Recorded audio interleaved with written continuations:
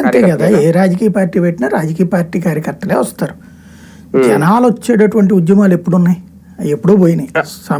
సమస్యలు ఇక్కడ ప్రజా సమస్యలు కాబట్టి నాకు సమస్య అని అనిపిస్తే నేను వెళ్ళాలి, అక్కడ సపోర్ట్ చేయాలి. అలాగే రాజకీయ పార్టీలు ఇచ్చే పిలుపులకు ఎప్పుడు ప్రజలు రారు. కాబట్టి రాజకీయ పార్టీ కార్యకర్తలు కూడా ప్రజలే కాబట్టి అదే లెక్కేసుకోవాలి. అంతకుమించి ఏమడదు. ఇంకోటి ఏంటంటే ఇది ప్రాథమికమైనటువంటి ఉద్యమం. ఇది నిజంగా రైతులు ఇప్పుడు వాళ్ళంతటా వాళ్ళే ఉద్యమించారు కొన్ని చోట్ల ధర్నా చేయడం. ఏది గోని సంచులు కావాలని నేను, లేకపోతే కనుక తీసుకెళ్ళట్లేదని నేను చేశారు కదా. ఈవెన్ అందుకనినే కదా ప్రభుత్వం మంత్రుల్ని వీళ్ళని ప్రతి ఏరియాలకి పంపించింది. గ్రౌండ్ లెవెల్లో ధాన్యం దగ్గర చెక్ చేయమంది. అలా చెక్ చేసినప్పుడు కొన్ని చోట్ల అడిగారు కదా మంత్రుల్ని, 1200 ఇస్తానంటున్నారు, 1400 ఇస్తానంటున్నారు అని చెప్పి అడిగారు కదా. అంటే అక్కడ అర్థమవుతుంది కదా దాంట్లో ప్రాక్టికల్ గా. ఒకటి ఇక్కడ ప్రభుత్వం ఒక అద్భుతమైన ప్లాన్ చేసింది, ఆచరణలో ఫెయిల్ అయింది ఏంటంటే అధికార యంత్రాంగం.